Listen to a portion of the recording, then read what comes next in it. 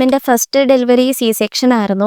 അപ്പോൾ എനിക്കിനിയൊരു normal pregnancy possible ആയിരിക്കും. നമ്മൾ അതിനെ പറയുന്നത്, അതായത് ഈ ആദ്യത്തേത് സിസേറിയൻ, രണ്ടാമത് വെജൈനലിന് വെക്കുക എന്നതിനെ പറയുന്നത് പേരെന്ന് പറഞ്ഞാൽ vaginal birth after caesarean section എന്നാണ്. അതായത് VBAC എന്ന് പറയും.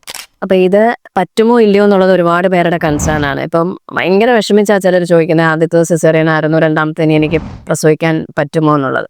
അപ്പോൾ നമ്മളിപ്പോൾ ആദ്യത്തേത് ഒരു കുഞ്ഞിൻ്റെ ഹാർട്ട് ബീറ്റ് കുറഞ്ഞു പോയി, അതിന് വേണ്ടിയിട്ടാണ് ഓപ്പറേഷൻ ചെയ്യുന്നതെങ്കിൽ, അല്ലെങ്കിൽ ബ്രീച്ച്, അതായത് കുഞ്ഞിൻ്റെ ബട്ടക്സിൻ്റെ ഭാഗമാണ് താഴെ വരുന്നതെങ്കിൽ, അപ്പം അടുത്ത് നിർബന്ധമായിട്ടും അടുത്തതിലും വരണം എന്നില്ല. അടുത്തത് ചിലപ്പം വേറെ കുഞ്ഞിൻ്റെ തലഭാഗമാണെങ്കിൽ നമുക്ക് വെക്കാം. അപ്പോൾ റീസൺ ഒരു ഫാക്ടറാണ്. എന്തിനാണോ ആദ്യത്തെ സിസേറിയൻ ചെയ്തത് അത് റിപ്പീറ്റ് ചെയ്യുന്ന തരം റീസൺ അല്ല എന്നുണ്ടെങ്കിൽ നമുക്ക് രണ്ടാമത്തതും സിസേറിയൻ വയ്ക്കും. പക്ഷെ അതിനകത്ത് ശ്രദ്ധിക്കാനുള്ളതെന്ന് പറഞ്ഞാൽ എല്ലാ സൗകര്യങ്ങളുമുള്ള ഹോസ്പിറ്റലായിരിക്കണം.